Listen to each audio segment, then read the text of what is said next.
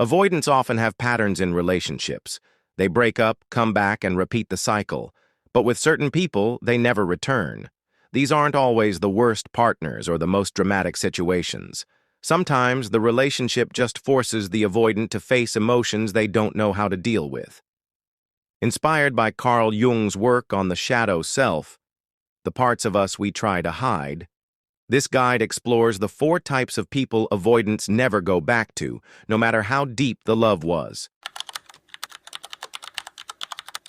When it comes to avoidant attachment, we often think they fear clingy, dramatic, or overly emotional partners.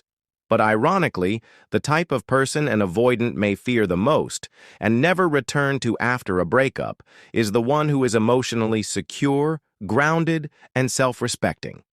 This person doesn't explode during conflict, doesn't beg for attention, and certainly doesn't stick around when they're being treated poorly.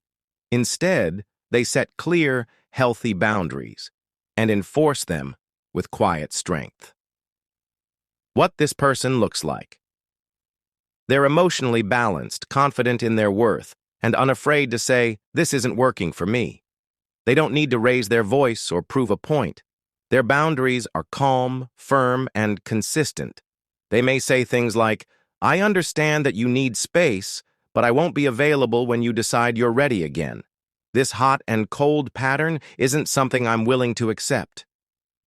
I care about you, but I won't stay in a relationship where I'm not treated consistently with respect." They're not cruel. They're not cold. But they are clear. They value their time, energy, and emotional well-being too much to tolerate emotional inconsistency.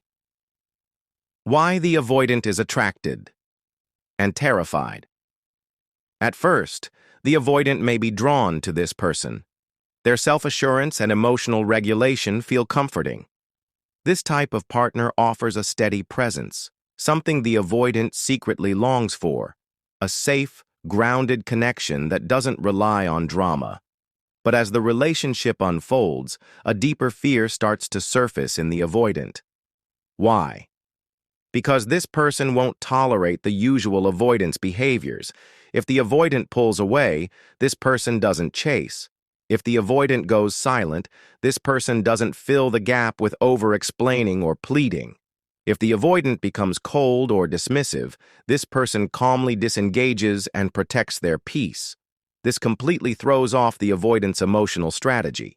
They're used to being pursued, forgiven, and given second or third or fourth chances without having to change. But this partner plays by a different set of rules, one built on self-respect. And for the avoidant, that is deeply unsettling. The mirror effect. What makes this partner so unforgettable and so intimidating is that they act like a mirror. They reflect the avoidant's own issues back to them in a way that cannot be denied.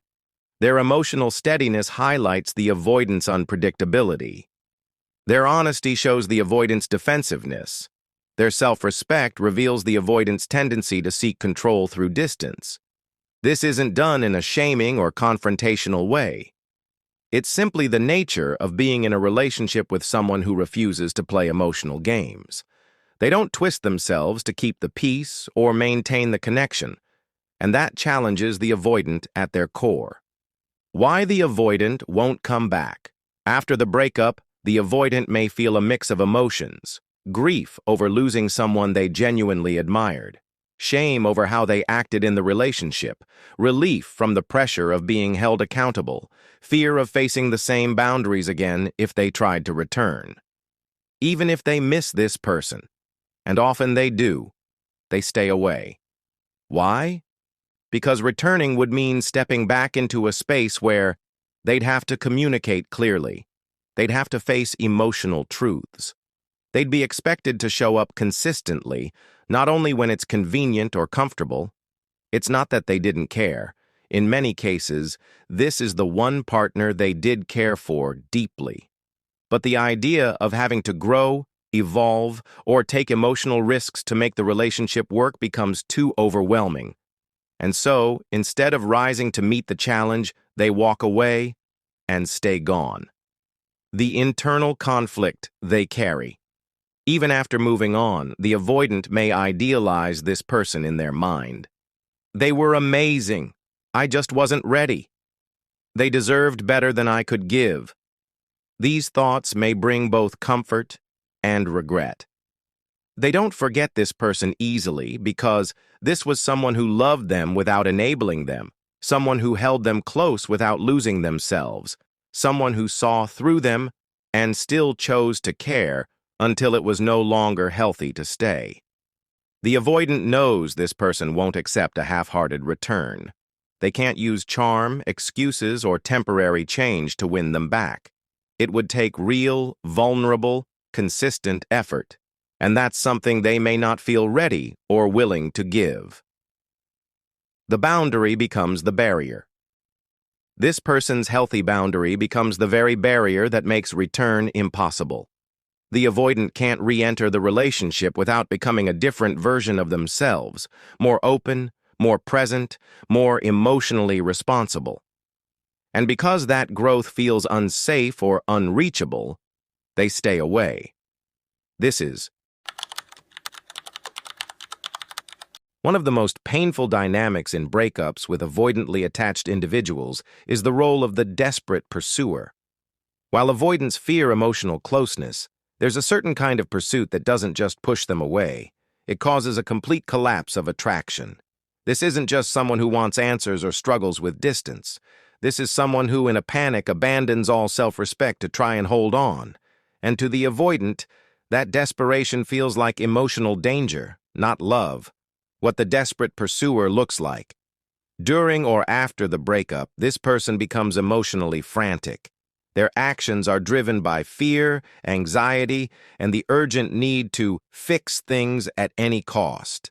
They might send dozens of unanswered texts, show up uninvited, beg, cry, or plead to stay together, involve friends, family, or social media stalk or monitor the avoidant online, ignore clear requests for space or boundaries. To them, this behavior feels like love, but to the avoidant, it feels invasive, overwhelming, and suffocating. Why the avoidant pulls away for good avoidance, struggle with vulnerability and intense emotions. When someone pursues them frantically, it confirms their worst fears. That closeness leads to chaos and loss of control. To the avoidant, this kind of behavior doesn't feel romantic. It feels threatening. Instead of sympathy, they often feel repulsion, contempt, pity, embarrassment. Why? Because the pursuer no longer seems like an equal. They appear emotionally unstable, lacking boundaries, and devoid of self-respect. These traits destroy attraction for the avoidant. The collapse of attraction avoidants are often attracted to emotional independence, control, and mystery. Desperation shatters all of that. When someone accepts poor treatment, abandons their own needs, begs for attention, chases someone who's clearly pulling away, it signals, this person will tolerate anything. They don't value themselves. Even if the avoidant once cared for the pursuer, the emotional meltdown rewrites the memory of the relationship. What was once love becomes discomfort and even shame. How it reinforces the avoidant's beliefs. This dynamic doesn't just end attraction, it confirms the avoidant's core beliefs about love. Closeness leads to drama. Love makes people unstable. I can't trust people who care too much. Rather than challenge their own emotional walls, the avoidant feels validated in maintaining them. The pursuer's panic makes the avoidant feel right for shutting down and keeping distance. Why growth often doesn't change anything. Even if the pursuer heals, sets boundaries, and grows, it often doesn't shift how the avoidant sees them. Why? The memory of desperation is deeply ingrained. They've reclassified the pursuer as emotionally unsafe. There's a fear the old behavior will return. Even if the pursuer becomes emotionally grounded, the avoidant often avoids contact, not because of who they are now, but because of who they were during the breakdown. The superiority complex. When the pursuer loses control, The avoidant steps into the role of the rational one, the calm one, the emotionally superior one. This creates a false sense of control. Instead of reflecting on their own issues, they focus on the pursuer's meltdown. It protects their ego. They were unstable. I had no choice but to leave. This sense of superiority becomes a psychological block. Why return to someone you now view as beneath your emotional standard? The safety factor. Desperation can also trigger feelings of emotional danger. Boundary violations, constant messages, or showing up uninvited can activate the avoidant's fight-or-flight response. They don't see the pursuer as someone who loves deeply. They see them as someone who won't stop. This makes them feel unsafe, cornered, and emotionally trapped. And that memory doesn't fade easily. The tragic truth. The pursuer was acting from fear and pain, not weakness. They didn't know how to cope, and they were trying to hold on to someone they loved. They deserve compassion, not shame. But avoidants often shut off empathy to protect themselves. Instead of processing the pain, they emotionally disconnect and close the door for good. Final thoughts. If you've ever been the desperate pursuer, if you begged, chased, and lost yourself trying to hold on, it's okay. You were acting from fear. You were trying to save something you loved. But that behavior likely changed how the avoidant sees you. Not because you're unlovable, but because they couldn't handle your vulnerability. And instead of leaning in, they ran. The lesson isn't to shame yourself. It's to protect your self-respect. To remember, real love never asks you to abandon yourself to keep it. Not every avoidant partner is cold, selfish, or uncaring. In fact, many feel love deeply, but silently. Sometimes they meet someone who touches them in a way no one else ever has, someone who is emotionally secure, deeply kind, and consistently supportive. This kind of partner shows them what healthy, mature love looks like. And that's exactly what makes the avoidant run. When love feels too good.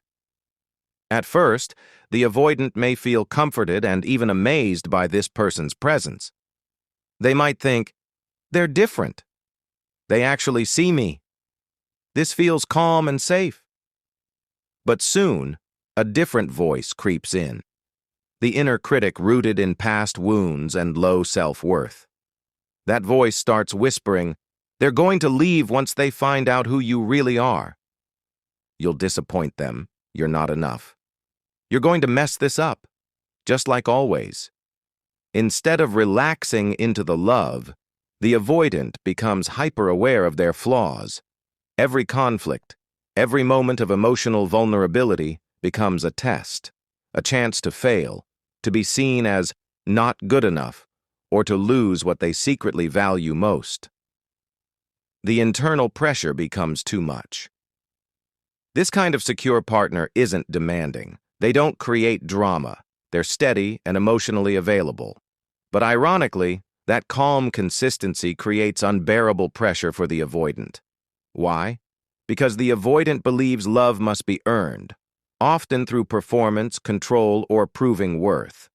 When love is given freely and unconditionally, it feels unfamiliar, almost suspicious. The avoidant starts thinking, why are they still here? They must not really know me yet. As soon as they see the real me, it'll be over. So instead of rising to meet this love, the avoidant begins to create distance, sabotage the connection, criticize the relationship, say things like, I need space, or I'm not ready for this. They often leave not because the relationship was bad, but because the intimacy and consistency felt like a threat to their carefully protected self-image. Shame and the belief of unworthiness. After the breakup, the avoidant often feels a unique kind of grief. They know they left someone special. They remember how deeply they were cared for, and they feel ashamed for not being able to stay. But instead of reaching out to repair things, they retreat further.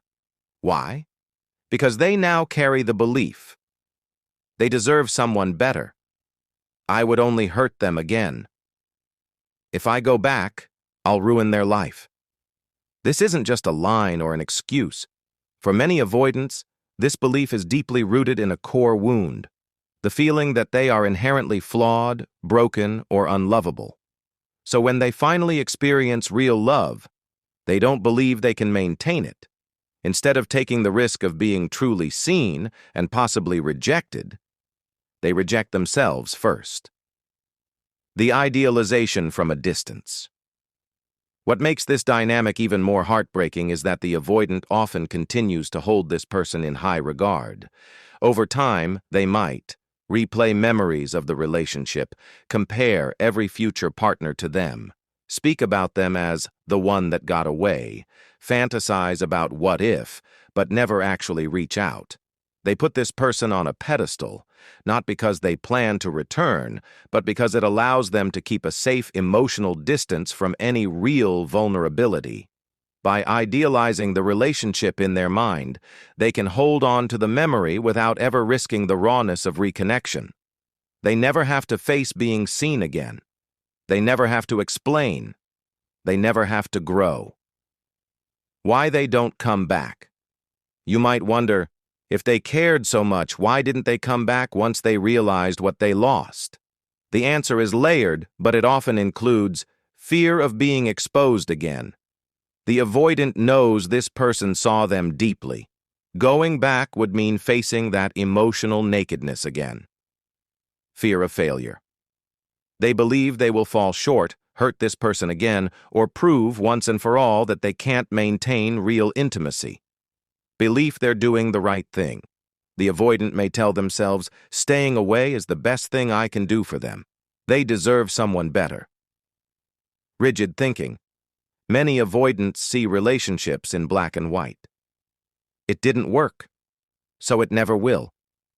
They struggle to believe that growth or change is possible, especially in themselves. Even if they miss their ex deeply, the avoidant convinces themselves that returning would only bring more harm. The emotional wall becomes permanent. What's tragic is that this partner, the one the avoidant couldn't allow themselves to keep, is often the exact kind of person who could have helped them heal.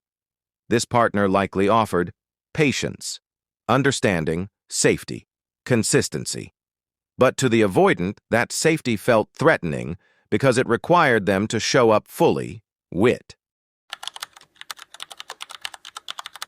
Breakups are emotional by nature. They stir up grief, frustration, and confusion. But for someone with an avoidant attachment style, anger, especially when it becomes aggressive, feels like danger. Avoidants are not typically confrontational. They fear conflict, and when someone expresses strong, uncontrolled emotion, especially in the form of rage, hostility, or threats, it activates their deepest instinct, to protect themselves and shut down. What this person looked like. This type of ex may have experienced the breakup as a betrayal, abandonment, or deep rejection, and responded with emotional fire.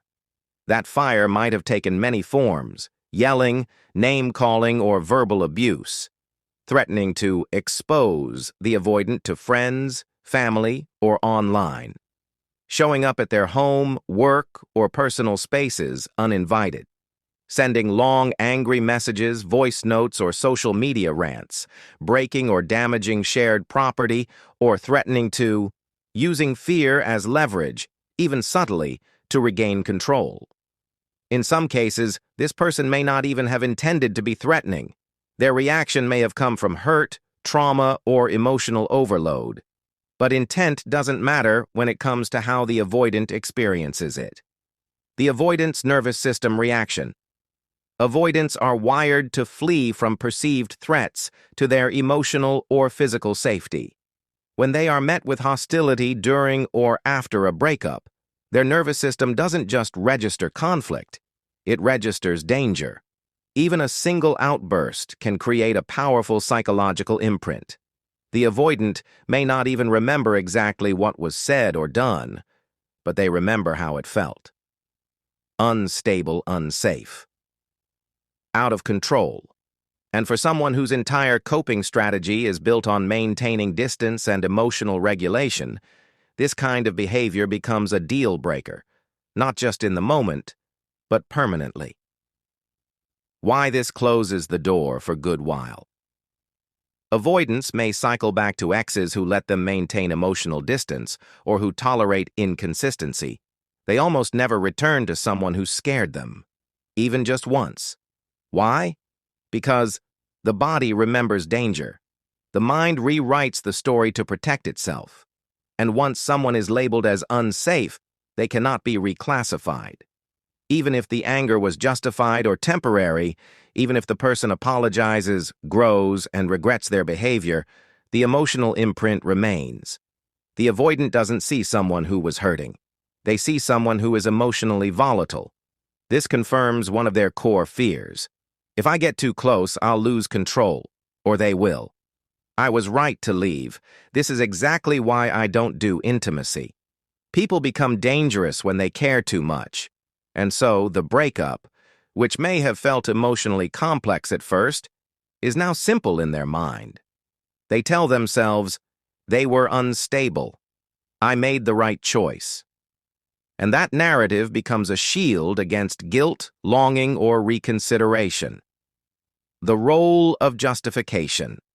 Avoidants don't typically like hurting people, but they also don't enjoy emotional accountability. So when a breakup leads to rage or hostility, it gives them a justification to emotionally detach without remorse. Instead of wrestling with, did I give up too soon? Did I emotionally abandon them? Did I fail to communicate? They get to say, look at how they reacted. I had to leave. This lets them bypass personal reflection or growth. The hostile response becomes a story that absolves them, even if it was just a momentary reaction during an emotional crisis. But what if they apologize later? Let's say the person cools down. They realize their reaction was intense. They take responsibility. They apologize sincerely and even show signs of growth. Will the avoidant come back? Usually, no, because the emotional scar has already formed. The avoidant is not evaluating apologies. They're avoiding re-experiencing the fear or intensity that overwhelmed them. Even if forgiveness is offered, reconnection is avoided. Because deep down, the avoidant believes that version of them could come back at any moment. I can't ever fully relax around them again. I don't want to deal with that level of emotion again. It's not about logic. It's about emotional protection. The double standard. Ironically, avoidants often have emotional outbursts themselves, though theirs come in the form of withdrawal, stonewalling, or cold detachment. But when others show anger or emotional neediness outwardly, it's experienced as a violation, while their own shutdown is seen as justified. This double standard can make closure especially hard. The hostile ex may be left confused, regretful, and devastated, while the avoidant disappears into silence, using that very reaction as their excuse to never return. Final thoughts. Why this matters: not all avoidants are heartful.